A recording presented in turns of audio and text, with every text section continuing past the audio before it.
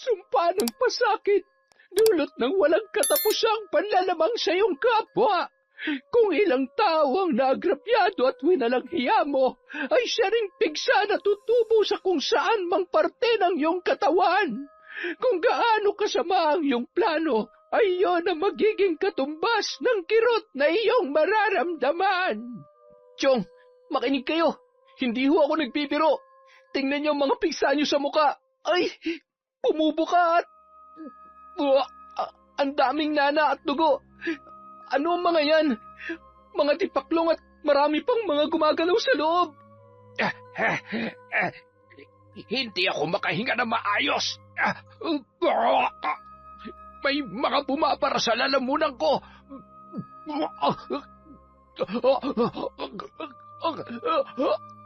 Sige, ipagpatuloy mo yung katigasan ng puso at ulo mo. At talagang hindi ka uurungan na mambabarang na may gawa nito sa'yo. Paano kung isunod rin nila ako? At gawin din nila sa akin ang ginawa nila kay Chong? Ayoko magkaroon ng... Kung kailangan ko lumuhod sa harap nila, gagawin ko. Ayoko mamatay. Ayoko magkapigsa sa mukha at magkaroon ng mga bulate.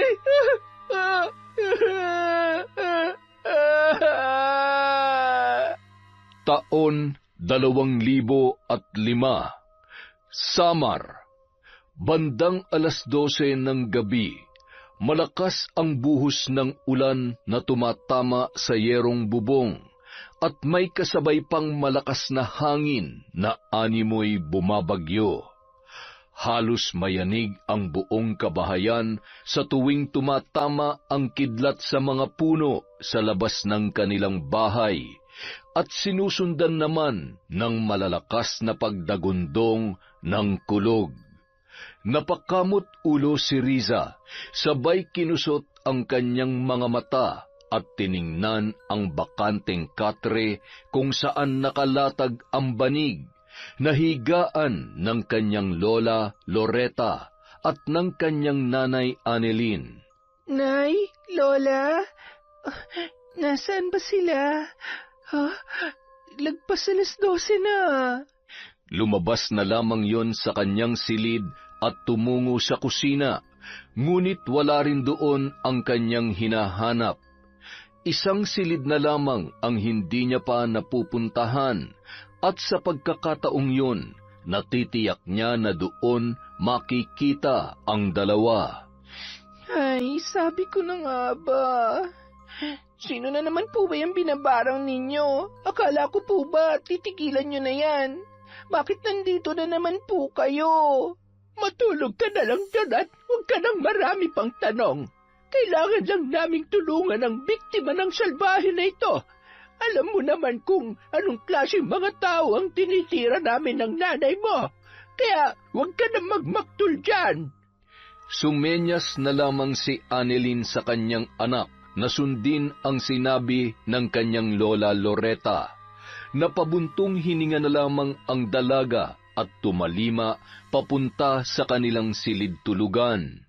Nagwawala ng kalikasan sa ginagawa ni nanay at lola. Hindi ba sila natatakot? Ay, makatulog na nga lamang ulit. Ang lamig. Nakatulog na ang dalaga nang pumasok ang mag-ina na noon ay katatapos lamang isagawa ang pambabarang.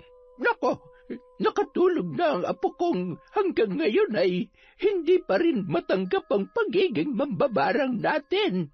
Mukhang wala na tayong mapagpapasahan ng ating kaalaman. Hayaan niyo, nanay. Ganun talaga, hindi natin siya maaaring pilitin. Manang-mana lang talaga siya sa kanyang ama. Siya, kailangan niya talaga makapagtapos ng pag-aaral at magkaroon ng magandang buhay. Kapag may maayos siyang trabaho pagdating ng araw, lalo na kapag may sarili na siyang pamilya, walang mang-aabuso at mang-aapi sa kanya. Ay, tama kayo dyan, Nay. Kaya gagawin ko ang lahat. Igagapang ko ang pag-aaral ng anak ko hanggang makatapos siya sa kolehiyo. Alam mo, anak, huwag ka mag-alala. isa sa mga araw na ito, makakahanap ka na rin ng lalaking makakatuwang mo sa buhay. Yung lalaking magpapabago ng takbo ng buhay mo. Kung hindi mo kayang gawin yon ay ako na ang bahalang humanap para sa'yo. Nay, siguraduhin niyo lang na sa susunod na manggayuma kayo para sa akin ay yung magugustuhan ko. Timbrehan mo naman muna ako kung kinakailangan. Baka imbis na mapagaan ang buhay ko ay lalo lamang akong mamroblema. Mas mahihirapan lamang akong makisama sa lalaking may pera nga ay bibigyan naman ako ng sakit ng ulo o kaya naman ay sama ng loob. Kung hindi yung mukha ang problema, madalas ugali naman. Siya, ewan ko sa'yo. Kay hirap mo namang hanapan ng kapareha. May pachusi-chusi ka pa. Kung naghahanap ka ng perpekto, pues wala ka talagang matatagpuan, Annalyn. Walang perpektong lalaki. Ay, maigi pa yatang sarili ko na lamang ang ihanap ko.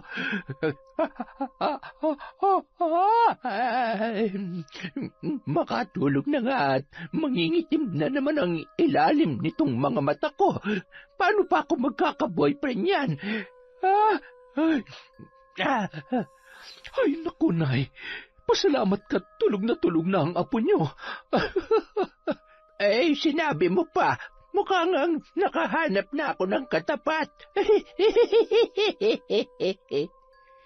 Hindi rin nagtagal, nakatulog na ang mag-ina at nagsasalitan pa sa paghilik. Bahagyang nagising muli si Riza at ngumisi sabay nagsaklob ng kumot na animoy lamig na lamig pa rin. Kinabukasan, maagang nagising ang dalaga. Habang nagsasaing ng pambaong kanin sa eskwelahan, ay nagwawalis-walis na yon sa harap ng kanilang bahay. Pagkatapos ay nagmadali ng maligo at mag-almusal. Hindi niya pa ginising ang kanyang nanay at lola dahil alam niyang puyat ang mga yon. Habang nagsusuklay ang dalaga, ay narinig niya namang may tumatawag sa labas ng kanilang bahay.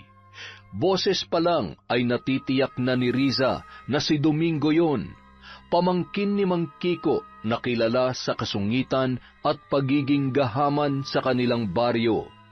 Malakas magpautang at sobra-sobra kung maningil. Bagay na kinaiinisan naman ng kanyang mga customer, kaya lamang ay wala naman silang magawa dahil wala naman silang ibang malapitan. Tao po! Tao po! Napakarami namang aso dito. Tulog pa yata sila. Ang aga-aga naman kasing magpasingil ni Chong. Hoy, Risa! Buti gising ka na. Pinapaabot ni Chong tong listahan ng utang ninyo. Bayaran nyo na at ayaw ko na magpabalik-balik dito. At saka, huwag nyo nang hintayin na magalit si Chong, ha? Alam nyo naman yun kapag nagalit. Nako, baka sa susunod ay hindi na kayo... Akin na nga't iabot ko kay nanay. Ang dami-dami mo pang sinasabi. Ang baho Amoy bulok na bagang. Sa susunod baka gusto mo munang mag-toothbrush bago maningil ng pautang. Sige na, umuwi ka na. Tulog pa si Lola. Ipapahatid ko na lang ron ng bayad. Papasok na rin kasi ako eh. Sus, ipapahatid. Alam ko na yan eh. Kabisado ko na kayo, huy. Ay, narinig mo naman yung sinabi ko, di ba? Tulog pa si nanay at lola. Ipapahatid ko na lang ang bayad sa tindahan nyo. Anong kabisado ka dyan? Alam mo, mukhang nahawa ka na talaga dun sa tiyong mo. Ano ngayon? At least mayaman yung tiyong ko. Hindi tulad nyo. Tiyonggo ka mo. Ano naman kung mahirap lang kami at merong utang? Hindi naman namin tinatanggi yun Nagbabayad naman kami Alam mo, parang gusto kong pakawalan ng pinakamabait kong alagang aso. Teka lang sandali, ha? Uy, teka lang, wag! Sandali lang! Eto na nga uuwi na Basta siguruhin mo magbabayad kayo, ha? Ang yabang-yabang mo, tuwag ka naman pala. Apo, ano bang meron dyan? Sino yung tumatakbo na yun papaalis? Hay, sino pa po ba? Di si Domingo, yung mayabang na pamangkin ni Mang Kiko. Teka, ano ba yung hawak mo? Listahan daw po ng utang natin sa tindahan. Akala ko ho nagbayad na si nanay nung nakaraang araw. Bakit ho ang haba-haba na naman nito? Patingin nga. Abat, lintik na Kiko yun na. Talaga namang magulang na magulang. Hindi niya na naman kinaltas yung bayad nung nakaraan at may mga dagdag na naman sa lista. Bakit may nakalagay ditong sigarilyo at alak? Wala naman naninigarilyo at lumalaklak sa bahay na ito. Anilin! Anilin! Gumising ka nga at puntahan mo yun si Kiko. Ako'y hindi na naman natutuwa sa pinag-agagawa ng uugod-ugod na matandang yon. Ay, Jesus Maria Joseph! Napakamot ulo na lamang na bumangon si Aling Annelyn at kinuha ang papel na iniaabot ng kanyang inang si Loretta. Inisa-isa nun ang mga nasa listahan at napailing-iling. Hindi yun ang unang pagkakataon na ginawa yun sa kanila ng matandang si Mang Kiko. Gayon din sa kanilang mga kapitbahay. Habang nag-uusap ang mag-inang sina Loretta at Annelyn, nagmamadali namang nagpaalam si Riza para pumasok sa eskwela. Nakalabas na yun sa tarangkahan nang bigla siyang napabalik. Oh, bakit? May nakalimutan ka pa ba? Halik, tsaka baon ka po, Lola. Ay, walang kalaman-laman itong pitaka ko, Apo. Puntahan mo ang nanay mo sa kusina at tiyak kung meron pa yung naitabi doon. Nay, sa'yo daw po ako hihingi ng baon, sabi ni Lola. May pera pa po ba kayo dyan? Kung wala po, ayos lang. May ulam naman na po ako dito, tsaka maglalakad na lamang po ako. Bye, Nay. Sa ekspresyon ng muka ng kanyang ina ay nababatid niya na wala rin yung pera, kaya hindi na lamang siya nangulit pa. Habang naglalakad si Riza, ay nakasalubong niya si Mang Kiko na iika-ika at pilit na nagmamadali habang nakatungkod at bumubulong-bulong pa. Yumuko si Riza at nagbabaka sakali na hindi siya mamukaan ng matanda. Ngunit bigla siyang hinarang noon gamit ang tungkod na yari sa kahoy. Ay, Mang Kiko! Kayo po pala. Saan po kayo pupunta? Saan pa nga ba? Pwede sa bahay ninyo. Nandun ba ang nanay at lola mo, ha? Huwag kang magsisinungaling kung ayaw mong hambalusin kita nitong tungkod ko. Kaya gagaling ninyo mangutang. Hindi naman kayo marunong magbayad. Ay, Mang Kiko, huwag naman po kayo magalit. Ang totoo, papunta na po talaga si nanay sa tindahan ninyo. Nagbayad naman na raw po siya ng nakaraang araw, kaya nagtataka po siya kung bakit nagpadala pa kayo ng listahan ng utang namin kay Domeng. Ba't talagang pinupuno ninyo ako, ano? Ako pa talagang mamaliin ninyo.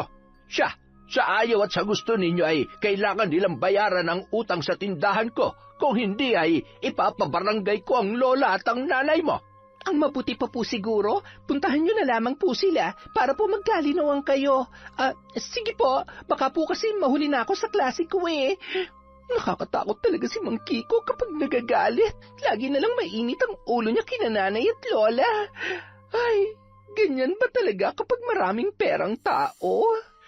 Wala nang nagawa pa si Mang Kiko nang tumakbo na papalayo ang dalaga. Patuloy pa rin yun sa pagmamaktol habang naglalakad papunta sa bahay ni na Lola Loretta. Nagawa pang pagpag-aralin ng apo pasasaan ba't magsasawa at maghihirap lang din naman yung katulad nila. Ipinanganak na mas mahirap pa sa daga. Pweh! Samantala, papaalis na noon si Aling Annelyn sa kanilang bahay nang matanawan ang matandang si Lolo Kiko. Hinintay niya na lamang yun hanggang sa makarating sa bungad ng kanilang tarangkahan. Magandang umaga ho, Mang Kiko. Anong maganda sa umaga?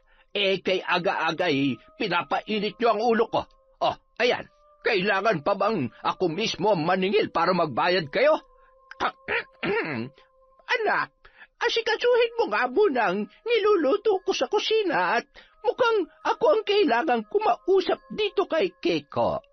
Agad namang pumasok sa loob ng bahay si Annelyn at napapailing-iling sa pagkadismaya sa inaasal ni Mang Kiko, na noon ay nakapamewang at nanginginig-nginig pa ang kamay at nguso dahil sa sobrang galit.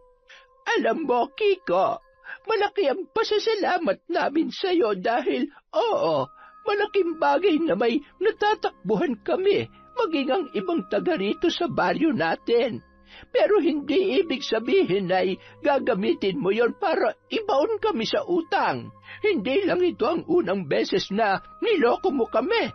Kakabayad lamang ni Annalyn nung nakaraang araw ay limot mo na naman. At isa pa, tingnan mo nga itong mga nakalista. Ito ba'y namali o sinasadya mong lintik ka? Kailan pa ako nangutang ng sigarilyo at alak, ha? Abay, kung ano na riyan bayaran ninyo. Huwag niyong inuubos ang pasensya ko dahil kahit itong kinatatayuan ng bahay niyo ay kaya kong bilhin. Huwag na kayo mangungutang sa tindahan ko. Ito ang tatanda mong matanda ka. Irereklamo ko kayo sa barangay. Sige, magreklamo ka at nang magkaalaman tayo. Hindi lamang kami ang binibiktima mo, Kiko. Wala kang konsensya. Gipit na nga kami ay gigipitin mo pa. Kapag hindi mo ito binayaran, pagsisisihan mo ito, Loretta. Hindi ko kayo titigilan. Mga hampas lupa. Ganon. Talagang napakasama ng ugali mong matanda ka. Masyado kang mapagmataas. Gusto niyo bang mag-almusal ng hambog na matandang pangit? Maigi pa yata'y pakawalan ko na itong mga aso ko. Teka, sandali. Anong gagawin mo? Abay, susubukan natin yung kayabangan mo. Mukha namang mas matapang ka pa dito sa mga aso ko at mas matindi pa ang rabis mo dito sa dahas ng dila mo. Ano? Huwag mong bibitawan ang tali niyan. Eto na, uuwi na ako. Pero tandaan mo, hindi pa tayo tapos. Takot ka naman palang matanda ka. Masyado kang matapobre. Kung hindi lamang ako nagtitimpi ay talaga namang dapat noon pa lamang ay binarang na kita. Anak, Annalyn, halika nga dito. Bilisan mo. Aray ko, ang sakit ng batok ko. Tumaas yata ang presyon ng dugo ko dahil dun sa kikong yon. Agad namang inalalayan ni Aling Annalyn ang kanyang ina. Pinaupo niya yon sa pahabang upuan sa kanilang balkonahe. Nagmamadaling kumuha ng tubig at ipinainom yon sa matanda. Kayo naman kasi, Nay. Sana hindi niyo na lamang pinatulan si Mang Kiko. Alam niyo namang hindi nagpapatalo sa rason yon sa kahit anong bagay, lalong-lalo na kapag pera ang pinag-uusapan. Bahala na siya kung gusto niya magreklamo sa barangay. Hindi naman nabago ang mga ganoong pananakot niya. Lumipas ang mga araw. Hindi lamang ang mag-anak ang napagbuntunan ng galit ni Mang Kiko. Halos pare-pareho ang daing ng mga magkakapitbahay. Ang iba na takot magreklamo ay napilitan na lamang na magbayad at para na rin makautang ulit. Makalipas ang isang buwan, isang lalaki ang nagpapabalik-balik sa bahay ni na Lola Loretta na nagngangalang Eduardo, isang mayaman na negosyante mula sa Karatig Lalawigan. Isa yon sa mga masugid na manliligaw ni Aling Annalyn, anak ng kaibigan ng yumaong asawa ni Lola Loretta. Katulad ni Annalyn ay parehong sumakabilang buhay na ang kanilang asawa. Nay Loretta, nandito po ulit ako. May dala nga po pala ako para sa inyo. Nandito ho ang bigas at mga kung ano pang kakailanganin nyo dito sa bahay. Abat, nag-abala ka pa talaga. Iho, sobra-sobra nang ibinibigay mo para sa amin. Sandali lamang at tatawagin ko si Annalyn. Siguradong matutuwa siya kapag nalaman niya na nandito ka. Naroon kasi siya sa gulayan kasama ang apo ko. Maupo ka muna, ha? Nagmamadaling tinungo ng matanda ang daan papunta sa may katamtamang lawak na taniman ng gulay na nagsisilbi nilang pinagkukunan ng pang-araw-araw na ulam. Ang iba ay ibinibenta nila sa mga kapitbahay. Maliban doon, ang patagong pambabarang ang kanilang pinagkakakitaan, ngunit sinisiguro nila na nasa tamang katwiran ang nagpapabarang at may malalim na dahilan. Madalas ay mga katulad nilang nasa laylayan at walang kakayahang lumaban dahil sa kahirapan, o di kaya naman ay mga taong napagkakaitan ng hustisya. May ilan na ring usap-usapan tungkol sa masamang gawain ng mag-ina, ngunit wala namang nakakapagpatunay, lalo na't sa kabila ng kahirapan ay lamang pa rin ang kabutihang nagagawa nila, lalo na sa larangan ng panggagamot sa mga simpleng karamdaman. Gamit lamang ang mga halamang gamot na ginagawa ni Lola Loretta. Libre niyang ginagawa yon, lalo na't malayo sila sa bayan kung saan naroon ang ospital. Samantala, abala naman sa pamimitas ng sitaw sina Aling Annelyn at Riza nang dumating doon si Lola Loretta. Annelyn, umuwi ka muna sa bahay at meron kang bisita. Ako na muna riyan sa ginagawa mo. Bisita? Sino naman pong bibisita sa akin ng ganitong oras? Ay, huwag niyong sabihin na nariyan na naman si Eduardo. Siya nga. Maraming dalang kung ano-ano. Puntahan mo na't baka mainip yun. Nay naman kasi, alam niyo na ngang may gusto sa akin yung tao. Ginayuman niyo pa, di lalo nang nangulit. Ay, alam niyo namang hindi siyang gusto ko, hindi ba? Annelyn, huwag ka na kang mag-inarte. Magkakataon na para mabago pa yung buhay niyo mag-ina. Mas okay na yan si Eduardo kesa naman dun sa isa mong manliligaw na nga't gwapo ay saksakan naman ang kuripot. Si Eduardo, simulat sa pool, tanggap ka ng buo, pati na ang anak mo. At syempre, kami magkasundo. Nay, ayaw ko na nga kasing mag-asawa.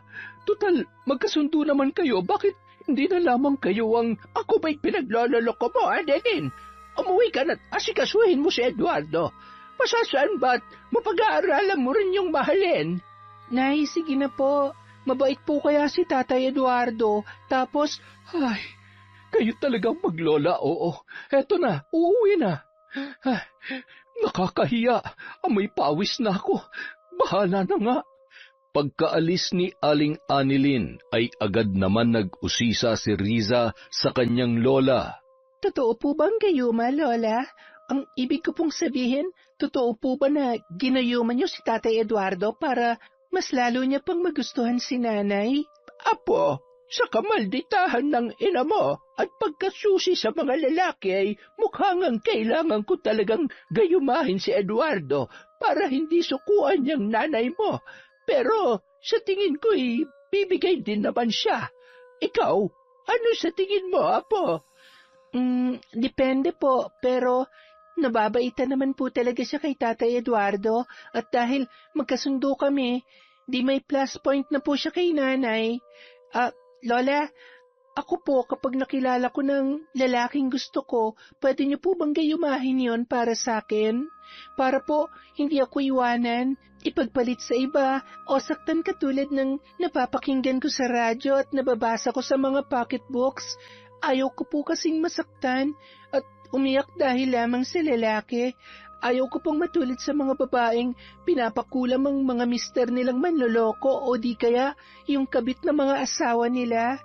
Apo, sa ganda mong yan, matalino at masipag. Napakatanga naman ng lalaki na iiwan at lolokohin ka lamang kung sakali. Lola, kahit maganda, matalino at masipag ako, hindi naman po imposibleng lokohin nila ako. Sa dami po ng mga lalaking manloloko ngayon at sa galing nilang magtago ng sikreto. Nako, at saka Lola, kung may matino man na lalaki, bumibigay rin sa mga malalanding babae. Hindi ba nga po, daig ng malandi ang maganda at matalinong katulad ko? Tsaka sabi nga, kapag matalino ay bobo naman daw pagdating sa pag-ibig. Ay nako, ang dami mong alam. Huwag mo na nga muna isipin yan. Pero hayaan mo at hindi ako papayag na payakin ka lang ng kung sino. Kung sakali man, huwag ka mag-alala. Si Lola ang bahala sa'yo. Manggagayuma tayo ng gwapo, matalino at mapagmahal na lalaki na bagay dyan sa kagandahan at kabaitan mo, apo. Tuwang-tuwa si Lola Loretta nung mga sandaling yun. Sa paglipas ng panahon ay unti-unti na rin kasing naiintindihan ni Riza kung bakit hindi nila basta-basta mabitawan ang pambabarang. Samantala, Annalyn, nandiyan ka na pala. Pasensya ka na kung... Okay lang. Patapos na rin naman kami sa pamimitas ni Riza. Bakit napadalaw ka? Oh, kung ano-ano na naman ang mga yan. Daig ko pang magtatayo ng sari-sari store sa ginagawa mo eh. Ay, kasalanan to ni nanay eh. Ay, teka, maigi pa na ipagtimpla ko ng kape at nang mapawalang bisa ang gayuma. Annalyn, ayaw mo ba mga... Hindi naman sa ayaw ko. Salamat, Eduardo. Walang anuman, Annalyn. Gusto ko lang mapasaya ka kaya lahat gagawin ko para sa'yo, sa anak mo, at syempre, kay Nanay Loretta. Lahat talaga. Sandali lang, ha? Magtitimpla muna ako ng kape. Napaka-sweet mo talaga, Annalyn. Kaya lalo ako nahuhulog at napapamahal sa'yo eh. Hindi na ako makapaghintay na pakasalan ka at maging ganap na tayo mag-asawa. Magsasama sa isang bubong at... Sandali lang, Eduardo, ha? Kailangan ko rin kasing magpalit muna ng damit at nangangati na ako. Siguro ay nahigad ako sa gulayan. Sandali lang talaga. Ay, sige. Maghihintay ako kahit gaano pa katagal. Ngumisi na lamang si Annalyn habang pasimpleng napakamot ng ulo. Ay, Diyos mio, hindi ko alam kung kikiligin ba ako o... Ewan, naguguluhan na rin ako sa nararamdaman ko. Basta, kailangang mapawalang bisa na ang gayuma. Ay, si nanay naman kasi, masyadong paladesisyon. Nung araw din yon, sinubukang kontrahin ni Annalyn ang gayuma na bumabalot sa kanyang masugid na manliligaw na si Eduardo. Kaya naman nang umalis yun ay kampante na siya na hindi na babalik ang lalaki. Kinabukasan, nagkakagulo ang kanilang mga kapitbahay. Naninikluhod ang isang babae sa harap ni Mang Kiko habang nakikiusap na wag muna silang paalisin sa lupa na pinagtatayuan nila ng bahay. Nabili na kasi ng matanda ang mga karatig lupa maliban sa pagmamay-ari ni Lola Loretta na pinagtataniman nila ng gulay at kung saan nakatayo rin ang kanilang tahanan. Kapag hindi pa kayo umalis dito sa lupa ko, ipapasunog ko yung bahay nyo kasama mga basura nyo dyan sa loob. Napakatitigas ng ulo ninyo. Galit na umalis yun habang patuloy naman sa paghagulgol ang babae na nakayakap sa nag-iisa pa lamang nilang anak na lalaki na noon ay nasa 3 buwan pa lamang. Ang asawa niya naman ay hindi makapagtrabaho dahil aksidenteng nahulog sa puno ng niyog, dahilan para hindi na makalakad ng tuwid at maging sa pag-aasikaso ng sarili ay hirap na hirap. Binabayaran kasi yun ng arawan ng mga may koprahan sa kanilang karatig lugar. Hindi naman sapat ang tulong na natatanggap nila sa araw-araw mula sa mga nagmamalasakit na kapitbahay at isa na roon sina Lola Loretta at Aling Annalyn. Umismid pa ang matandang nagpapautang nang dumaan sa tapat ni Lola Loretta at nagtama pa ang kanilang paningin. Hindi pa rin nag-iimikan ang mga yon dahil sa naging iringan nila. Hindi na rin naman nagreklamo ang matandang lalaki lalo na't alam niya na mapapahiya lamang siya dahil sa matanda. Napakasama talaga ng ugali ng Kiko na yan. Annalyn, samahan mo nga ako't kawawa naman ang mag-anak. Wala talagang konsensya matandang yon. Sarili lamang niya ang kanyang iniisip. Walang puso. Hindi nakatiis si Lola Loretta kaya nagpasya siya na patuloyin muna sa kanila ang mag-anak. Nababatid niya na hindi titigil si Kiko sa panggugulo sa mga yun. Lubos namang nagpasalamat ang mag-asawa sa tulong na natanggap nila. Gayunpaman, nagtimpi pa rin si Lola Loretta at maging si Annelyn kahit ilang beses nang sumagi sa isip nila na pasakitan si Mang Kiko sa pamamagitan ng barang para magtanda. Pagpasensyahan niyo na lang po siya, Lola. Baka kasi lalo lamang lumaki ang gulo kapag gumanti pa kayo. Ang mahalaga po, wala namang napahamak o nasaktan. Ligtas naman po sila dito sa atin. Makalipas ang isang linggo, sinundo na lamang ng mga kamag-anak mula sa karatig lalawigan ang nasabing mag-asawa hanggang sa nabalitaan nila na namatay na rin ang lalaki dahil sa impeksyon sa nabali nitong buto sa paa na naisawalang bahala dahil sa kakapusan sa pera. Isang araw, nagmamadali sa paglalakad si Riza papunta sa kanyang silid-aralan nang makabangga niya ang isang binatilyo. Nagkandalaglag ang hawak niyang 3 libro at nagunahan pa sila sa pagdampot noon. Halos magkauntugan pa sila dahilan para matawa na lamang ang dalawa sa halip na magkailangan. Pasensya ka na, miss. Mukhang nagmamadali ka pa naman. Okay lang naman. Teka, kung hindi ako nagkakamali, bago ka lang dito sa school namin. Ngayon lang kasi kita nakita. Oo, transfer ako galing Maynila at kung okay lang, pwede ko bang malaman kung saan ang room na to? Sure. Sige, sumunod ka sa akin. Malapit lang din yan sa room ko. Nang maihatid ni Riza ang lalaki sa classroom nito, nakangiti yung nagpasalamat sa dalaga. Tatalikod na sana si Riza nang biglang hawakan ni Ryan ang kanyang braso. Ryan nga pala. Riza, akala ko naman kung ano na. Bye! Ramdam ni Riza ang pamumula ng kanyang pisngi, dahilan para hawakan niya yon at nagmadaling naglakad habang nananatiling nakatanaw pa rin sa kanya ang binata. Napailing-iling naman si Ryan, sabay matamis na ngumiti. Mukhang tama nga ang lolo ko. Mas mababait at mas magaganda mga dalaga dito sa probinsya. Riza, Riza, Riza. Siguradong magkikita at magkakausap pa tayong muli. Makalipas ang 3 araw, nagulat si Riza nang paglabas niya ng silid-aralan ay nakaabang na sa kanya si Ryan na noon ay nakangiti at kumakaway pa. Lalapitan niya na sana yon nang bigla namang may lumapit na isang babae na nasisiguro niyang kaklase noon. Sabay hinila ang kamay ng binata. Napabuntong hininga na lamang ang dalaga sabay nagmadaling bumaba ng hagdanan. Manila boy nga. Mukhang magaling mambola at mangolekta ng magaganda. Nakakainis. Akala ko pa naman. Hay, makauwi na nga lang.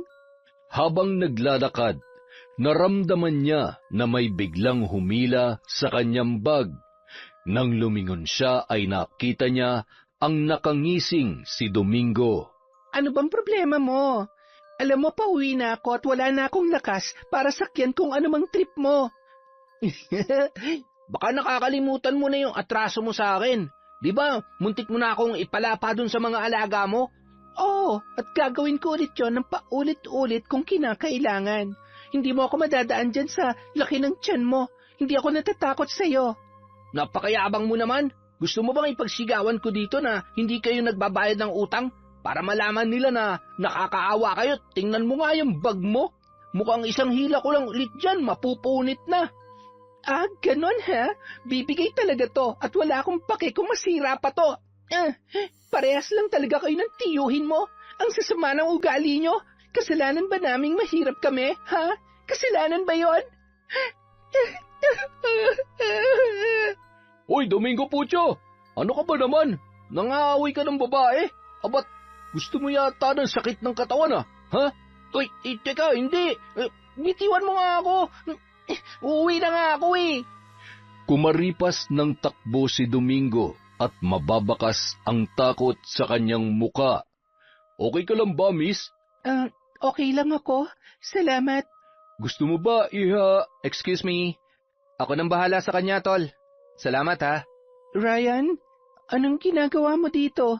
Di ba may kasama kang babae kanina? Wala yun. Nagpatulong lang sa group activity namin. Nakita ko yung nangyari kanina. Sino ba yung nambuli sa'yo?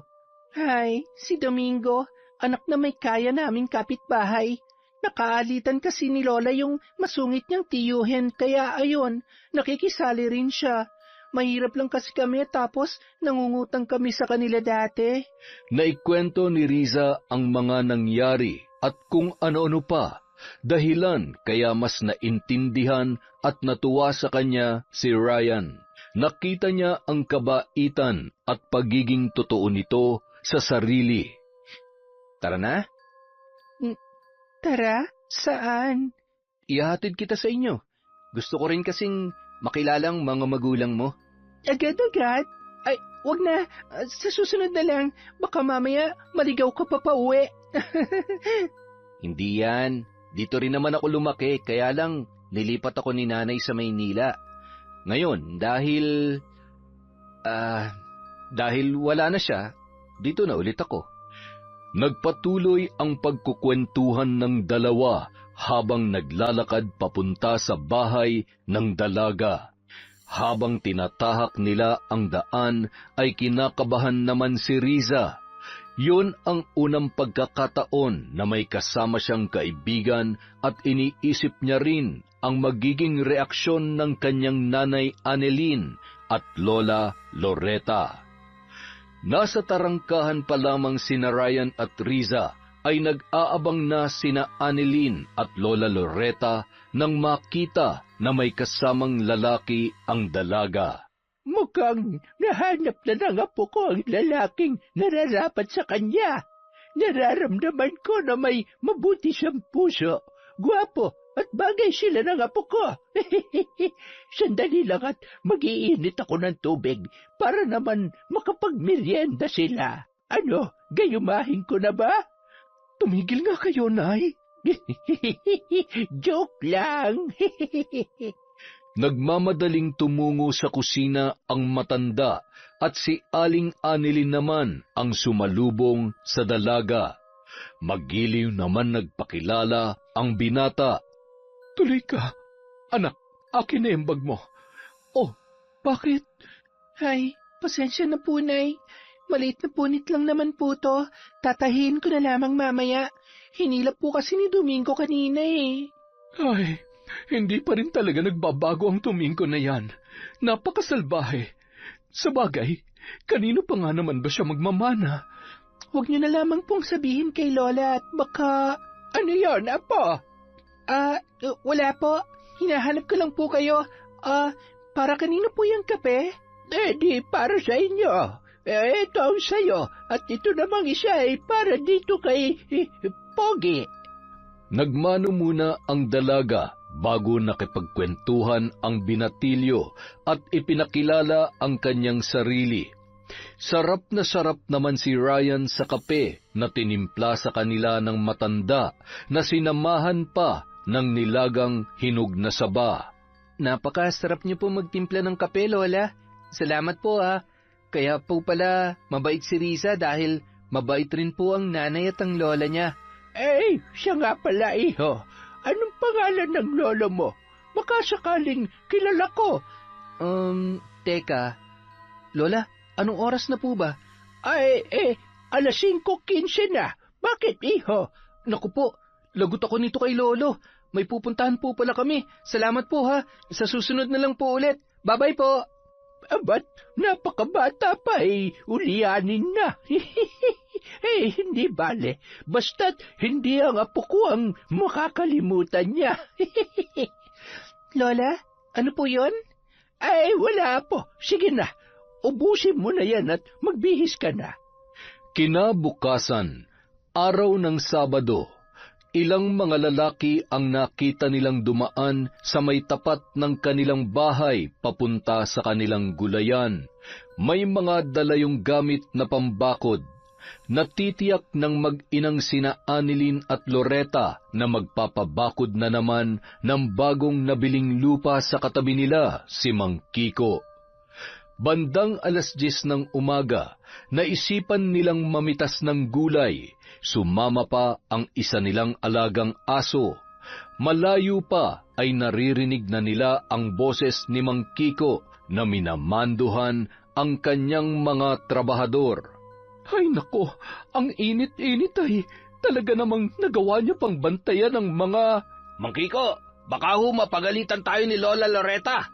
Sayang naman ho itong mga pananim nila kung bubunutin namin at saka sakop pa po ba ito ng nabili niyong... Sumunod ka na lamang sa pinapagawa ko. Hindi ko kayo binabayaran para pangunahan ako. Napakababagal ninyo. Hay! Mga hilayo pa kayo! Itigil niyo yan! Bakit niyo binubunot ang mga... Annelyn, tingnan mo! Ang mga bago kong tanim na ampalaya! Hayop ka talagang matanda ka! Pati ba naman kakarampot na lupa na pinagtataniman namin ay kakamkamin mo pa? Ano ngayon ang gagawin mo? Kaya mo bang magpasukat ng lupa para patunayan sa akin na parte yan ng lupang pinagmamalaki mo? Alam mo, Loretta, maigi pa'y bayaran ko na lamang ang kakarampot mong lupa. Magkano ba ang gusto mo? Ano? Sabihin mo lamang at, heto, may pera ako dito sa bulsa ko. Hinulog ng matandang lalaki ang napakaraming barya, sabay humalakhak yun. Ayan, pulutin mo ang mga baryang yan. Sa tingin ko'y sapat ng kabayaran yan. Tapos, isama na natin yung utang ninyong hindi nyo naman mabayad-bayaran. Tikom ang kamay ni Lola Loretta na nagpipigil ng galit. Habang nananatiling walang reaksyon ang muka ni Annelyn at pasimpleng bumubulong ng mga salita sa kanyang isip. Maya-maya, biglang nanlisik ang mga mata at nagtatahol ang aso na animoy galit na galit sa matandang si Mang Kiko. Abat, pati aso mo ay masyado rin nagtatapang-tapangan katulad ninyo. Siya, mukhang maduduguan ang itak kong ito at magkakaroon ng pulutan ng mga trabahador ko. Sige, subukan mong saktan ang alaga ko. Sisiguruhin ko na ito na ang huling beses na pagpapasensyaan ko yung kaswapangan mo. Aba, tinatakot mo ba ako? Ha? Ay, aray, bakit hindi ko maigalaw ang kamay ko? Anong... Ay, Diyos ko, anong mga yan? Mga insekto't napakaraming bubuyog. Takbo na mga kasama! Bilis! Hoy! Hintayin niyo ako! Ay, mga lintik na ito Aray ko! Aray! Humahalakhak sina Lola Loretta at Annelyn habang walang kasing bilis na nagsitakbuhan ang mga yon. At lalo na kung paanong nagawang tumakbo ng ganong kabilis ni Mang Kiko dahil sa labis na takot nung mga sandaling yon. Paikot-ikot ang aso at nagtatatakbo yun na animoy na iintindihan kung ano ang nangyayari. Napakayabang, takbuhin naman pala. Sisiguruhin ko na hinding-hindi na sila makakabalik dito. Tama ka, anak. Hindi porket mahirap tayo ay papayag na lamang tayo na apak-apakan niya. Aba, tarantado siya. Hindi niya tayo kaya. Gusto niya ng totoong away, ha? Di sige, tuturuan natin siya ng leksyon. Tingnan mo, anak. Sayang naman ang mga to. Mamumulaklak na sana. Samantala, nagsiuwian na sa kanilang mga bahay ang mga lalaki dahil sa hindi nila maipaliwanag na takot na naramdaman. Wala namang nakagat sa kanila ng bubuyog, ngunit kapag naaalala nila kung gaano karami at paano sila dinumog ng mga yon, ay hindi maiwasang mangatal ang kanilang tuhod. Ayoko nang bumalik doon.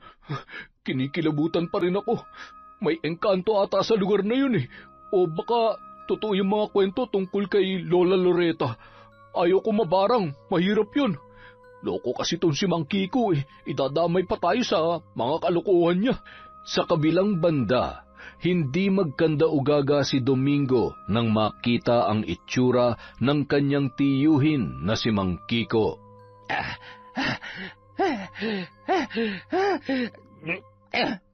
Chong, anong gagawin ko? Ang dami niyo hong kagat sa muka. Namumulat, magamagaho ang labi niyo. Mukha na ho kayong halimaw. Ang init-init ang pakiramdam ko. Hindi ako makakita ng maayos.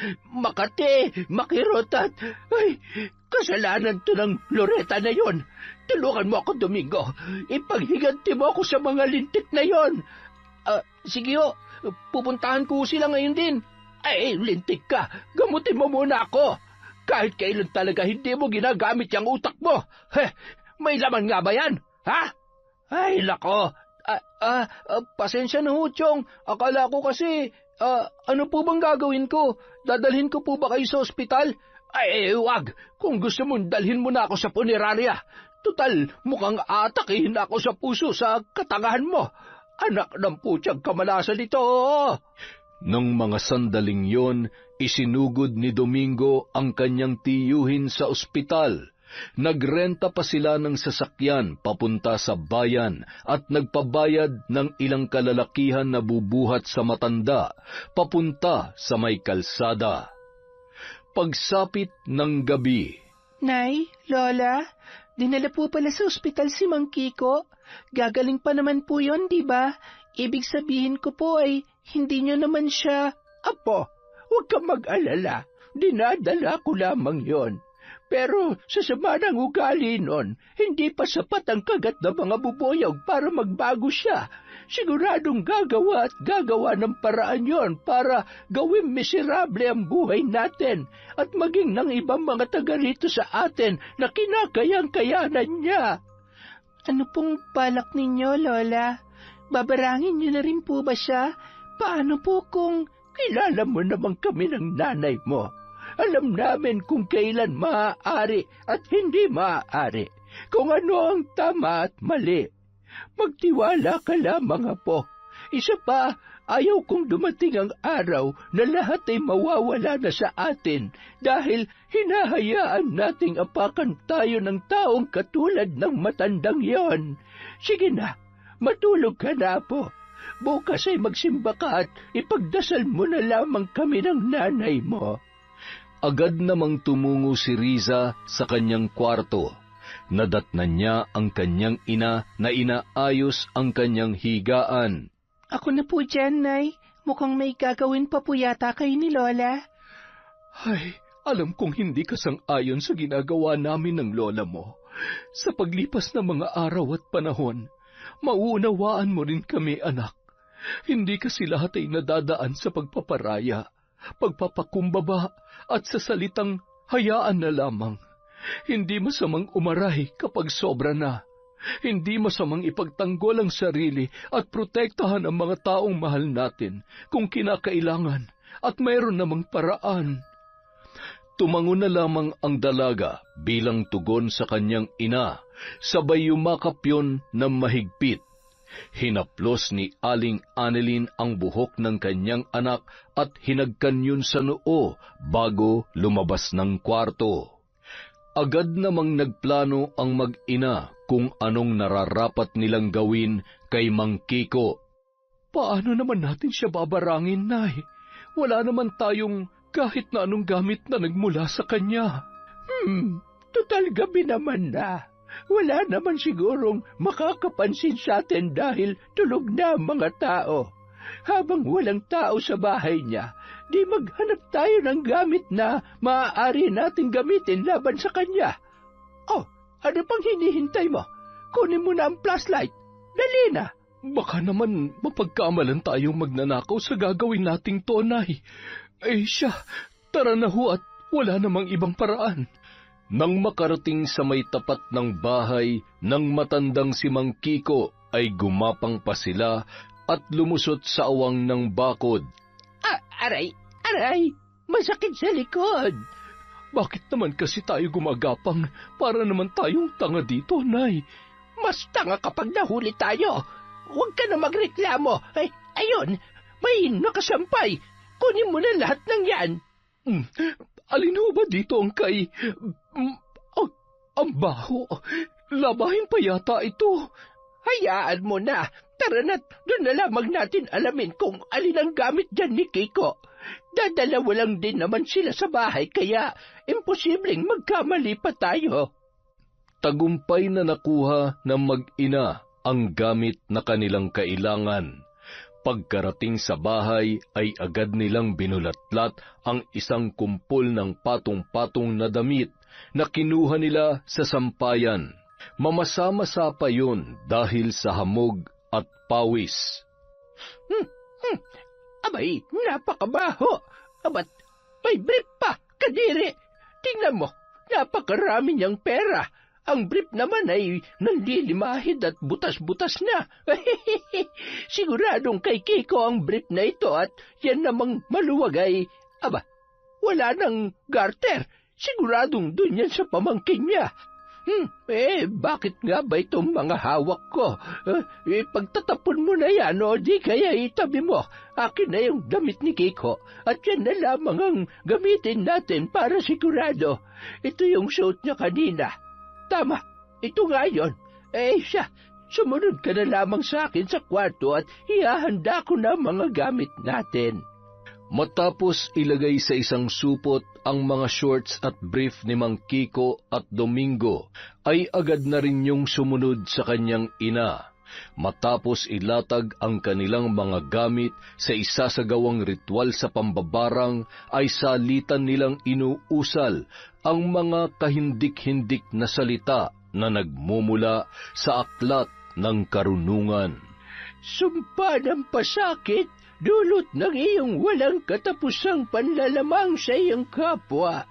Kung ilang tao ang nagrabyado at winalang hiya mo, ay siya rin bilang ng pigsa na tutubo sa kung saan saang mang parte ng iyong katawan.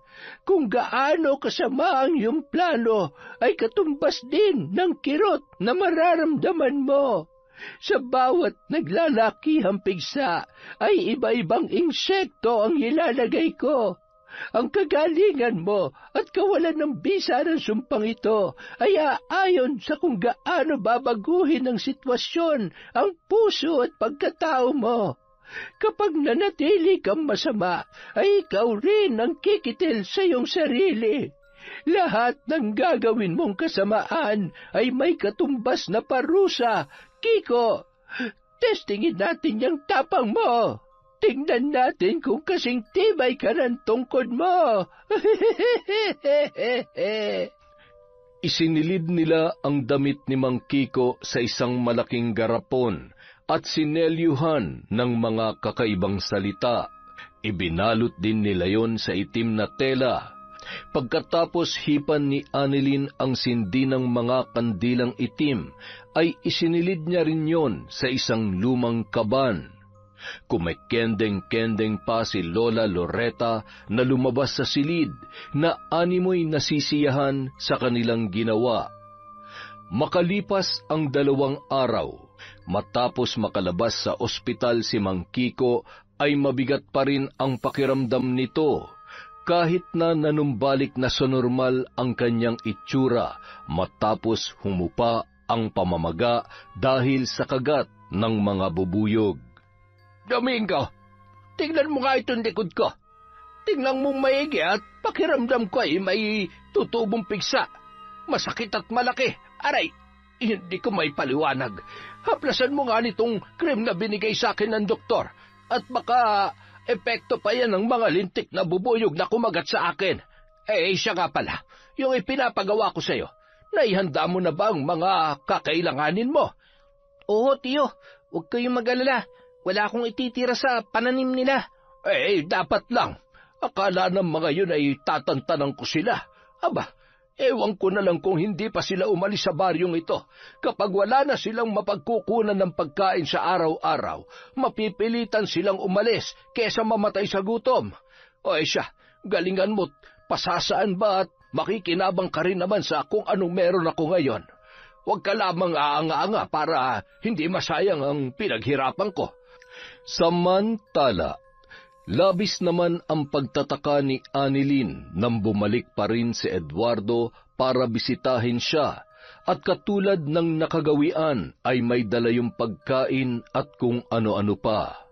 Hindi ba umepekto ang ginawa kong pampawalang bisa sa gayuma na ginawa ni nanay kay Eduardo? Ay, sabihin ko na lang kaya sa kanya ang totoo para tantanan niya na ako. O di kaya ay awayin ko na lang siya. Hindi ko na kaya.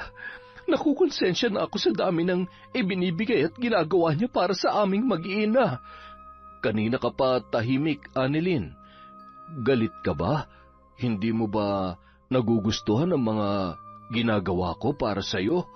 Ay, gusto mo ba talagang malaman ang totoo? Masasaktan ba ako sa dapat kong malaman? Hindi ko alam, pero hindi ko na kayang magsinungaling sa'yo. Eduardo, ang totoo gusto naman talaga kita eh. Kaya lang ang lahat ng ito, lahat ng ginagawa mong yan ang hindi totoo. Dahil ginayuma ka lamang ni nanay para magustuhan mo ko. Kaya ginagawa mo to lahat. Hindi totoo yan. Hindi ako ginayuma ng nanay mo. Kahit tanungin mo pa siya, mula noon ay mahal na kita. Bago pa man ako nagtapat sa iyo ay sinabi ko na muna sa nanay mo ang intensyon at nararamdaman ko para sa iyo. Kaya tinulungan niya ako. Pinagkaisahan niyo ako ng nanay ko? Nagagalit ka ba? Anong gusto mo? Matuwa ako na napaikot niyo ko? Nay! Nay! Huwag ka na magalit sa nanay mo. Annalyn, pasensya ka na. Umuwi ka na muna. Huwag mo akong kausapin at baka... Ay, patay. Sige na, Eduardo. Iwanan mo na muna ang pakipot na ito. Kami muna mag-uusap. Bumalik ka na lamang kapag sa tingin mo ay kalmado na ang panahon. Ha? Mag-iingat ka, anak. Nay, ano ba naman? Bakit niyo naman, sus? Tigilan mo nga ako, Annalyn. Sige, itanggi mo pa yung nararamdaman mo. Baka pagsisihan mo kapag napagod na kahihintay sa iyo yung tao. Bibihira na lang ang matinong lalaki sa mundo. Kaya bawasan mo yung pagiging pihikan mo. Nariyan ang grasya ay sa harap mo ay tinatanggihan mo pa. Kay hilig mo sa gwapo lang pero hindi ka naman kayang bigyan ng magandang buhay. Ay ewan ko sa iyo. Isang maling pili pa, itatakwil na kita. Kita niyo na? Kapag galit ako, mas galit pa kayo. Nang sumunod na araw, napansin ni Riza na tila nagkakatampuhan ang kanyang nanay Annalyn at lola Loretta. Umalis siya na nagwawalis sa harap ng bahay ang kanyang ina at ang lola niya naman ang nag-aasikaso sa kusina. Tinawag niya ang kanyang alagang aso at agad na sumunod yon papunta sa kanilang taniman ng gulay. Nang matanaw ang mga naninilaw na mga dahon ng pananim nila, ay lalo niyang binilisan ang paglalakad. Wala ni isang natira na posible pang mabuhay at mapakinabangan. Anong nangyari dito? Sino may gawa nito? Wala na. Wala nang natira. Kailangan malaman to ni Lola. Humahagulgol na tumatakbo pabalik si Risa at malayo pa'y sumisigaw na ang dalaga. Nay! Lola! Oh, bakit ka umiiyak? Ano bang nangyayari? Wala na po yung mga pananim natin. Namatay na po lahat. Ano? Nay! Napatakbo si Annalyn at sumunod na lamang si Lola Loretta at ang apo nitong humihikbi pa rin nung mga oras na yon. Nang makita nila ang kalagayan ng mga pananim, ay pare-pareho silang nanlumo at napaluha. Sa mga oras na yon ay iisa lamang ang tao na kanilang naiisip. Habang naglalakad ang tatlo, ay natanawan naman ni Riza si Domingo sa labas ng kanilang bahay, napalakad-lakad at animoy nagmamasid na tila nakangisi pa ang muka. Nang makapasok sa bahay ang lola at nanay niya, ay pasimple siyang lumabas sa kanilang bakuran. Hoy, Domingo! Anong iningisi-ngisi mo dyan, ha? Aminin mo nga, may kinalaman kayo ng tiyuhin mo sa nangyari sa mga pananim namin, di ba? Ano? Uy, masama yan ha. May hirap mambintang kapag walang ebidensya. Gusto mo ba ireklamo ka namin sa barangay, ha? At saka, kung sakali man kami nga, may magagawa ka ba, ha? Yan lang naman ang lagi niyong panakot. Akala niyo masisindak niyo kami? Siguraduhin mo lang na wala talaga kayong alam. Tandaan mo to, ha? Hindi pumapali ang karma. Ang dami niyong panahon para sa amin. Sana inuuna mo munang asikasuhin ang sarili mo na mabawasan naman yung umaalingaso na amoy mo at yung tiyuhin mo na dahil sa kasamaan, isa sa mga araw na ito ay katatakutan na ni San Pedro. Humanda kayo magtiyo sa galit ng nanay at lola ko. Aba, ang yabang mo ah. Nalilitang ka ba sa katawan ko, ha? Hoy, bitawan mo siya. Talaga bang kaya mong manakit ng babae, ha? Ano, papalig ka? Nagpambuno sina Ryan at Domingo at nagpagulong-gulong ang mga yon sa lupa. Hindi naman magkanda-ugaga sa kasasaway si Riza. Hindi niya maawat ang dalawa hanggang sa mapunit ang manipis na pambahay na shorts ni Domingo na labis namang ikinagulat ni Ryan. Uy! Ang yabang-yabang mo, hindi ka pa naman pala tuli. Ano, gusto mo samahan kita magpatuli? Marunong ang lolo ko. Tara, libre lang yon, sagot ko na. Walang kasing bilis na tumakbo si Domingo, dala ng labis na kahihiyan nung mga sandaling yon. Hala, may sugat ka sa labi. Bakit naman kasi? Okay lang ako. Malayo to sa bituka. Hindi ko naman hahayaan na masaktan ka nun. Siyempre, magkaibigan tayo at saka crush kita. Crush mo rin kaya ako? Sira, ano yon? Ulitin mo nga. Wala. Nandito lang ako para mangumusta at makikitambay na rin. Umalis kasi ang lolo ko eh. Manggagamot daw siya sa kabilang baryo. Albularyo palang lolo mo? Oo, ito nga oh. Tingnan mo tong kwintas na bigay niya sa akin. Ito nagbibigay proteksyon sa akin laban sa mga masasamang elemento. Sabi nga ni Lolo, dahil magandang lalaki ako, kailangan ko to para hindi ako tablan ng gayuma. Pero kung kasing ganda mo yung gagayuma sa akin, ayos lang. Palabiro ka pala. Nauwi naman sa malungkot na usapan ang kanilang tawanan nang mabanggit ni Riza ang tungkol sa kanilang pananim. Nang matanawan naman ni Lola ang dalawa ay bahagya siyang napangiti nang maalala ang ginawa niyang panggagayuma sa binata. Aba, epektibo. May pagdalaw na si Pogi. Nay, huwag niyong sabihin na pati love life ng apo niyo ay pinakikialaman niyo rin. Aba, bata pa ho ang anak ko. Ang away mo, mainit ang ulo ko. Huwag mo akong aartehan dyan at nag-iisip ako ng dagdag parusa sa hayop na Kiko na yon. Napabuntong hininga at sinalubong na lamang ni Annilyn sina Riza at Ryan. Nagpaalam pa ang dalawa na pupunta sa taniman para makita ng binata ang nangyari sa kanilang pananim. Nakaramdam naman ng awa yon para kay Riza at sa nanay nito at lola. Kinagabihan, sigaw ng sigaw si Mang Kiko sa kanyang kwarto. Pakiramdam niya ay inaapoy siya ng lagnat at parang hinihiwa ang mga balat sa iba't ibang parte ng kanyang katawan. Dahil sa labis na kirot na kanyang nararamdaman, halos lumuwa ang mata ni Domingo nang makita ang mga pigsa na paisa-isang tumutubo sa iba't ibang parte ng katawan ng kanyang tiyuhin. Kitang-kita niya kung gaano kalalaki at kapupula yon. Anong nangyayari sa akin? Anong mga ito? Bakit ako nagkakaganito? Domingo, gumawa ka ng paraan. Tulungan mo ako. Aray, ang sakit. Aray ko. Chong, hindi ho kaya pinaglalaroan kayo ng mga mambabarang? Mambabarang? Sira ulo ka ba? Hindi totoo ang mga mambabarang na yan. Dalhin mo ako sa ospital. Hindi yung kung ano-ano ang sinasabi mo dyan. Aray, hindi ko na kaya.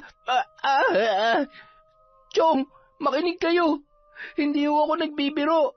Tingnan niyo ang mga pigsa niyo sa muka. Ay, bumubukat. Ang daming nana at dugo. Ano mga yan? Mga tipaklong at marami pa mga gumagalaw sa loob. Hindi ako makahinga na maayos. May mga bumabara sa lalamunan ko. Sumuka si Mang Kiko ng mahahabang bulate na kulay puti at may mamula-mula rin. Animoy bulate sa lupa at parasitiko na nagmumula sa tiyan ng aso. Hindi magkamayaw sa kasisigaw si Domingo at humingi ng tulong sa mga kapitbahay nila na rinding-rindi na rin sa pag-uugali ng matanda. Nawalan na sila ng ganang tumulong kaya wala ni isang lumabas ng bahay, hanggang sa naisipan niyang puntahan ang bahay ng isang kilalang albularyo sa lugar. Lakad-takbo niyang pinuntahan yon dahil wala man lamang dumadaan na tricycle. Naliligo na sa pawis ang binata nang makarating sa bahay ni Mang Goryo. Tao po, Mang Goryo. Nakikiusap po ako. Kailangan ko ang tulong ninyo. Apo, tingnan mo nga kung sino ang nasa labas. Kanina pa tumatawag. Tanungin mo kung anong sadya niya at... nakakabulahaw ng pagtulog. Nakakunot noo na lumabas si Ryan at napakamot ulo nang makita si Domingo. Sabay pa sila ng binigkas. Ikaw? Uy, ano, magpapatuli ka na ba? Gabi pa, tol. Excited lang? Ano, pakukuluan pa ba natin yan? Ano bang ginagawa mo dito? Hindi ka ang kailangan ko. Nasaan si Mang Goryo? Kailangan siya ni Chong. Binabarang ang Chong ko. Binabarang? Masama ang ugali nun. Hindi pa mamamatay yun. Ay, sandali lang, tatawagin ko si Lolo. Lo, magpapatuli raw po magpapagamot daw po yung tiyo niya. Binabarang daw po. Barang? Abat, sa tinagal-tagal na panahon ay ngayon lang ulit ako manggagamot ng nabarang sa baryong ito. Hindi magandang balita ito. Iisa lang ang kilala kong mambabarang dito sa napakatagal na panahon. Magkakaharap na namang kaming muli. Bagamat antok na antok, ay pinuntahan ni Mang Goryo ang noon ay may malubhang kalagayan na si Mang Kiko. Nakumpirma niya ngang binabarang yon at batid niya rin kung sino ang may kagagawan noon. Pinainom niya yun ng tubig na may orasyon upang maibsan ng kirot na nararamdaman ng matanda. Napailing-iling si Mang Goryo, ngunit sa mga nakakarating sa kanyang balita na gawain ng matandang ginagamot niya ay hindi siya nagtataka kung bakit nagawa yon ng mambabarang. Magbabayad ako kahit magkano. Siguraduhin mo lamang na gagaling ako ngayon din. Bilisan mo! Huwag mo akong masigaw-sigawan, Mang Kiko. Kung gusto mong gumaling ka dyan sa karamdaman mo, makisama ka. Isipin mo lahat ng tao na gawan mo ng kasalanan. Siguradong isa sa kanila ang naniningil sa iyo ngayon. Kung naging mabuti ka sana, hindi mo dadanasin ito. Napakaraming insekto na namamahay ngayon sa katawan mo. Kapag hindi binawi na mambabarang ang sumpa, natitiyak kung ikabamatay mo ito. Subukan mong humingi ng tawad sa mga taong nandito ka para panggalingin ako. Hindi para pangaralan. Sige, ipagpatuloy mo yung katigasan ng puso at ulo mo at talagang hindi ka uurungan ng mambabarang na may gawa nito sa iyo. Hayaan mo't sa abot ng aking makakaya ay tutulungan kita. Ngunit kailangan mong tulungan ang sarili mo na itama ang mga pagkakamali mo. Wala kang mapapala sa pagmamataas mo. Tandaan mo yan. Nanginginig naman sa isang tabi si Domingo. Nasisiguro niya na ang tinutukoy na mambabarang ni Mang Goryo ay ang lola o maaaring ang ina ni Riza. Paano kung isunod din nila ako at gawin din nila sa akin ang ginagawa nila kay Chong. Ayoko magkaroon ng... Kung kailangan kong lumuhod sa harap nila, gagawin ko. Ayoko mamatay. Ayokong magkapigsa at sumuka ng mga bulate.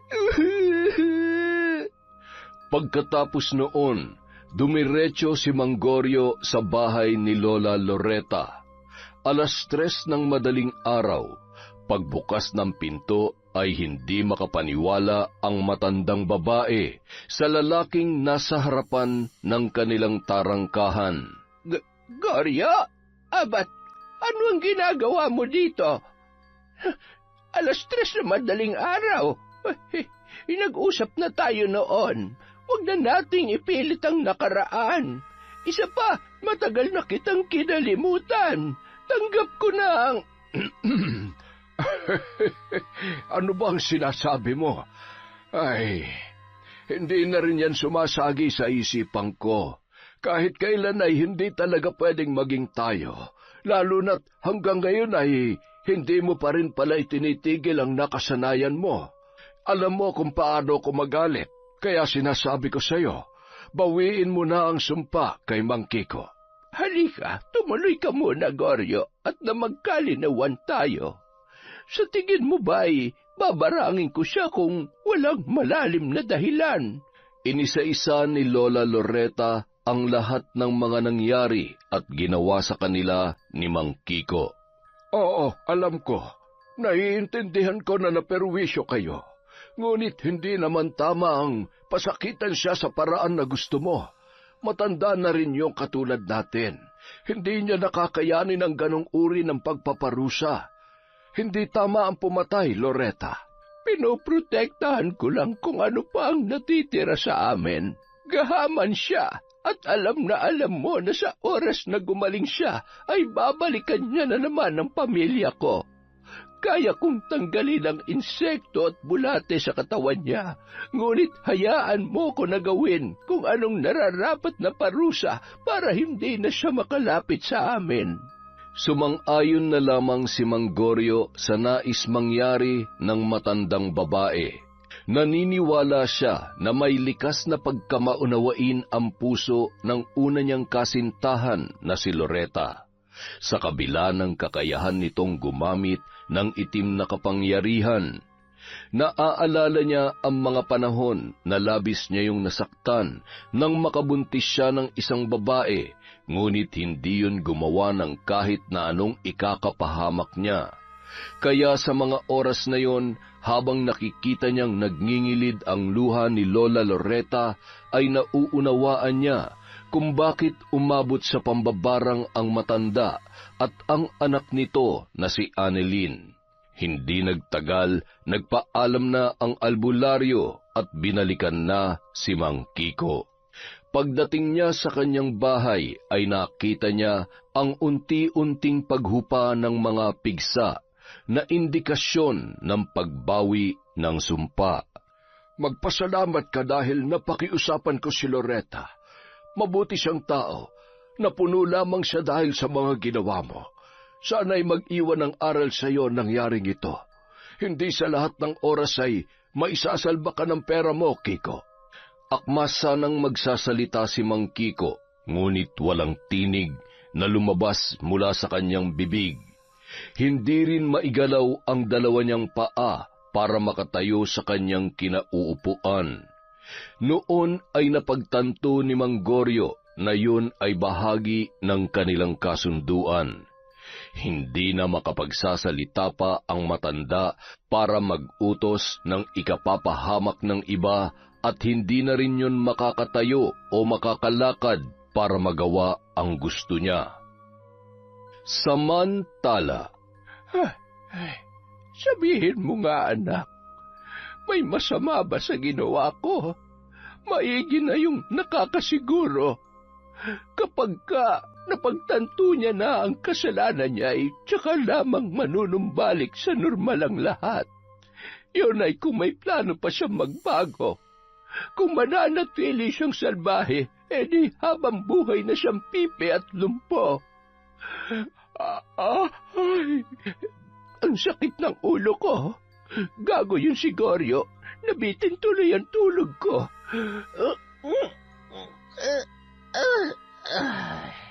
Matulog na ho ulit kayo, Nay. Pupunta ho ako sa bayan. Doon ho ako magbabaka sakaling maghanap ng trabaho. Hindi ho ako nagsasabi para pigilan niyo ko. Kailangan ko na pong magdoble kayod para sa pag-aaral ni Riza.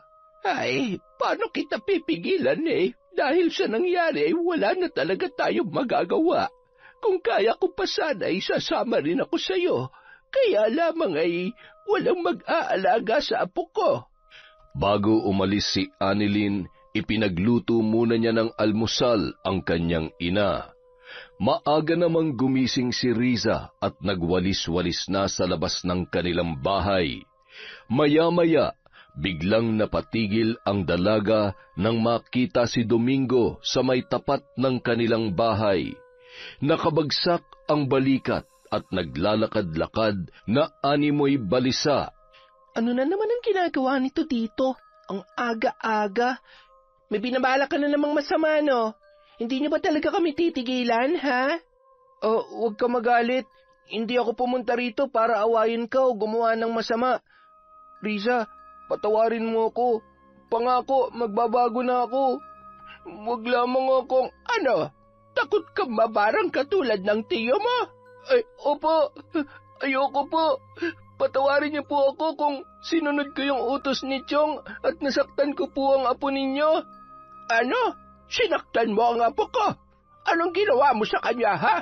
Apo, anong ginawa sa nitong pangit na to? Ay, wala po yun, Lola. Hindi naman po ako nasaktan ng sobra. Sigurado ka? Opo. At saka, ako naman po ang nag-umpisa. Umuwi ka na. Baka kung ano pa magawa ni Lola sa'yo, dali na. Uuwi na po ako. Pasensya na po ulit. Magandang umaga po. Abay, marunong din palang matakot ang mga yon. Ay siya, huwag ka mag-alala. Hindi mo dadalasin ang sinapit ng tiyo mo, basta hindi ka tutulad sa kanya. Hoy! Tarantadong yung kinakausap ko pa. Makalipas ang 1 linggo, nag-umpisa ng magtrabaho sa bayan si Annalyn, kaya 1 beses sa 1 buwan lamang nakakauwi ang babae. Isang araw, isinama ni Ryan ang kaibigan niyang si Riza sa bahay ng kanyang lolo Goryo. Alam mo, parang namumukaan kita, iha. Hindi ko lang maalala kung saan. Baka ho nakapunta na kayo sa kanila dati. O baka si Lola ho ang kakilala nyo. Hindi ba kamukha mo ang Lola Loretta mo? Oo nga po.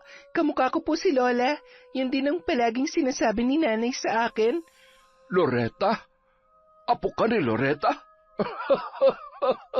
Ay, oo nga. Ganyan-ganyan ang mukha niya nung kabataan pa namin. Kaya pala sabi ko parang pamilyar ang mukha mo, iha. Ay, akalain mong magkaibigan pala kayo nitong apo kong si Ryan. Kamukha ko rin ang apo ko, hindi ba? Opo, magkasing gwapo po kayo. Magkasing ganda naman ho kami ni Lola. Ay, walang duda.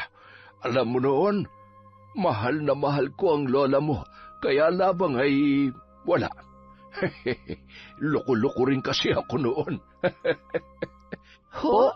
Naging jowa po kayo ni Lola Loretta? Gaya-gaya ka naman eh. Hindi nauna kaya ako. Hindi ako kaya nauna. Ako. O di sige, ikaw na. Ganyan naman kayong mga babae, di ba? Laging kayong tama. Oo naman, syempre. Siya nga po pala, Lolo. Ano po talaga nangyari? Kung mahal niyo naman po ang isa't isa, bakit hindi kayo nagkatuluyan ni Lola? Baka dahil mas maganda yung lola ko. Hindi mas maganda kaya ang lola ko. At saka si Lola naman ang first love niya. Wala talaga yan sa nauna o nahuli. Siguro hindi talaga kami ng lola mo ang para sa isa't isa. Sabi nga kapag may mahal ka at nagawa mo pa rin tumingin sa iba at minahal mo rin, piliin mo yung pangalawa dahil kung mahal mo talaga yung una, hinding-hindi ka natitingin pa sa iba. Nakakalungkot naman po yon. Oo, pero mula nang mangyari yon, Mula nung pinalaya namin ng lola mo ang isa't isa, nahanap niya na rin ang lalaking para sa kanya. Ang lolo mo, nakita ko kung gaano siya kasaya sa piling niya. At dahil doon, napatawad ko na rin ang sarili ko at natutunan kong maging responsable sa bunga ng mga desisyon ko at mga pagkakamali kong nagawa. Samantala, pilit na sinusubuan ni Domingo ang kanyang tiyuhin na si Mang Kiko. Habang tumatagal ay mas lalong nagiging iritable yun sa kanyang sarili. Hirap na hirap siyang pakainin ang kanyang tiyuhin. Kung minsan ay ibinubuga pa noon ang pagkain at tubig sa binatilyo, dinuduraan at sinasabunutan. Gayunpaman, matyaga pa rin niyang inaasikaso yon dahil yun na lamang ang natitira niyang kamag-anak mula nang inabando na siya ng kanyang ina. Iniintindi niya na lamang yon dahil alam niyang nahihirapan na ang kanyang tiyuhin sa kanyang sitwasyon. Pilit niya ring ibinabangon ang halos 1 buwan nang nakasarang tindahan. Nagpasya na rin muna siya na tumigil sa pag-aaral. Matapos asikasuhin ang kanyang tiyuhin, lumabas ng bahay si Domingo para magpahangin habang pinipigilan ang pagpatak ng kanyang mga luha. Ay, napakahirap naman ng sitwasyon ko. Hindi ko naman siya pwedeng pabayaan. Kahit lagi niya akong pinapagalitan, alam ko siya lang ang nag-iisang nagmamalasakit sa akin. Hindi niya rin naman ako pinabayaan mula noon. Marahan niyang tiningnan ang kanyang braso na natapunan ng mainit na sabaw dahil nasagi yon ni Mang Kiko. Nagtutubig na yon at ang ilang parte ay kitang-kita ang kapulahan. Nataon namang dumaan si Riza at nakita ang binatilyo na nagpapahid ng kanyang luha. Umiiyak ba siya? Bakit kaya? Baka patay na pero hindi pa naman siguro. Tatanungin ko ba siya? Kaya lang, ayoko nga. Pero parang malungkot talaga siya eh. Bahala na nga. Hoy, Domingo! Umiiyak ka ba? Ha? Ako? Umiiyak? Hindi ah. Bakit naman ako iiyak? Eddie, ano yan? Pawis? Uhog? Laway? Ano naman ang mawawala sa'yo kung sasabihin mo na umiiyak ka? At teka, ano nangyari dyan? Ang laki ng paso mo ah. Hala, natapunan lang ng sabaw. Okay lang yan. Gagaling din naman kaagad yan. Kita mo umiiyak ka eh. Okay ka lang ba talaga? Huwag ka na nga lang magtanong-tanong. Sanay naman akong walang kaibigan eh. Isa pa, marami akong kasalanan sa'yo kaya dapat natutuwa ka pa na nakikita akong nagkakaganito. Nasasaktan at nahihirapan. Sira, hindi ako galit sa'yo. Oo, galit ako sa mga ginawa mo sa akin, sa amin. Pero hindi naman sapat yon para magtanim ako ng galit. At saka, nagsorry at mukhang nagbago ka naman na. Pinagsisisihan mo naman na yon, di ba? Kalimutan na lang natin ang mga nangyari. Kinuwento ni Domingo ang kalagayan ng kanyang tiyuhin at lahat ng ginagawa noon sa kanya, dahilan para maawa si Riza at nagtulak sa kanya na pakiusapan ang kanyang lola. Hindi mapakali at sunod ng sunod si Riza saan mang sulok ng bahay magpunta ang kanyang lola Loretta. Kaya naman nagtanong na ang matanda. Hay, ano ka ba naman, Riza? Nahihilo na ako sa kakasunod mo. Ano ba yon? May sasabihin ka ba? Kasi po, Lola, may ipapakiusap po sana ako sa inyo. Kasi po, nakausap ko po kanina si Domingo. Ano po? Ano? Sinaktan ka na naman niya? Sabihin mo sa akin at patitikimin ko siya ng... Lola naman eh. Patapusin niyo po muna ako. Ang ibig ko pong sabihin, naaawa na ako sa kanya dahil hindi na siya makapag-aral. Nahihirapan na din po siya sa pag-aalaga kay Mang Kiko. Sinasaktan din po siya. Ang dami niya pong pasa tapos may paso pa. Lola, baka naman po pwede niyo nang... Ano? Patayin ko na? Teka, nasaan pa yung pakong napakalaki dyan? Lola naman eh. pagalingin niyo na ho siya. Para ho, pasensya ka na po. Kinalulungkot ko, pero hindi kita mapagbibigyan sa gusto mo. Delikadong tao si Kiko. Kung masama ako, ay doble ang pagkahalang ng kanyang kaluluwa. Kapag pinalaya natin siya sa sakit niya, dobleng pasakit at hirap ang aabutin natin doon. Magtiwala ka lang. Kung ganyan ang ugali niya, ay talagang lalong manghihina ang katawan niya at hindi na rin siya magtatagal. Lola, siya na lang po natitirang kamag-anak ni Domeng. Kapag namatay yon, paano na po siya? Di, malaya na siya sa kasungitan at pananakit ni Kiko. Diyos me, yung tanong yan.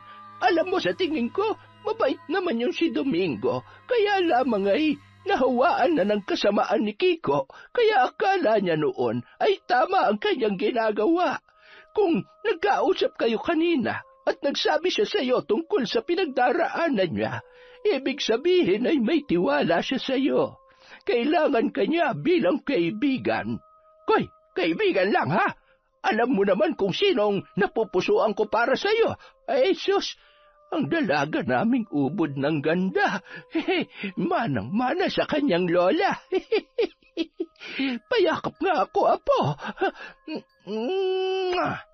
Makalipas ang 2 linggo, tuluyan na ngang pumanaw si Mang Kiko.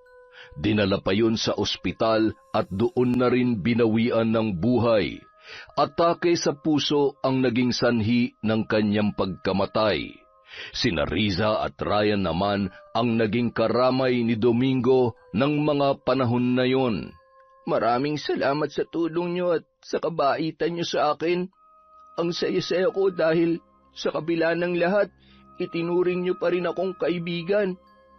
Ngayon ko lang naranasan na maging masaya at may nakakausap.